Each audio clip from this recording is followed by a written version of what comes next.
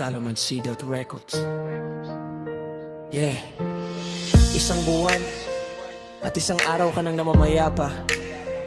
Di, para sa'yo ang kantang ito.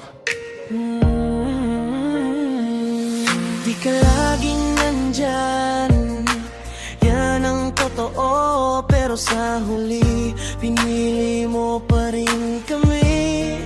Oo, apat kaming naiwan, isang sugat ang dala.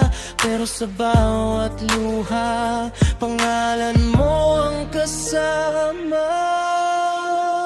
Yeah.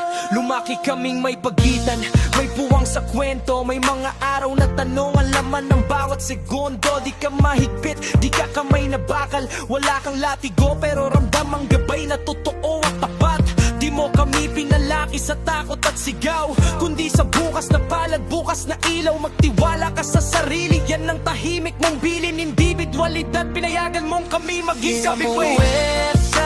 Di sa higpit, kundi sa pusong bukas, doon ka kumapit. Kahit di ka palaging araw, sa huli ikaw ang ama na tumayo't lumabas. Self-reliance ang aral, sariling sikap, matutong tumayo kahit mag-isa sa landas. Apat kaming magkakaiba, iba-iba ang anyo, pero isa ang dugong tinuruan mong tumibay ang puso. Malaki ang puso mo, di mo ipinagkait kahit ikaw mismo ang upos at pagod na sa sakit. Di ka perpekto, di mo rin itinanggi, tao ka lang din, pero totoong pagmamahal na binigay mo sa amin. Di sa puwersa, di sa higpit, kundi sa pusong bukas, doon ka kumapit.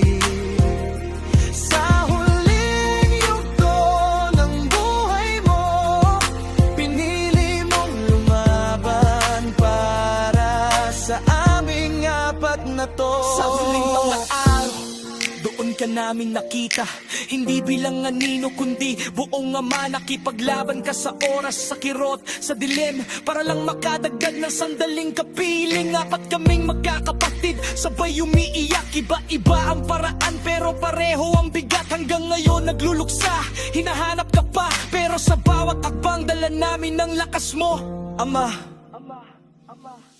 Di ka perfecto, pero sapat ka. Hindi sa tagal ng panahon, kundi sa lalim ng iniwan mo sa amin, Ama.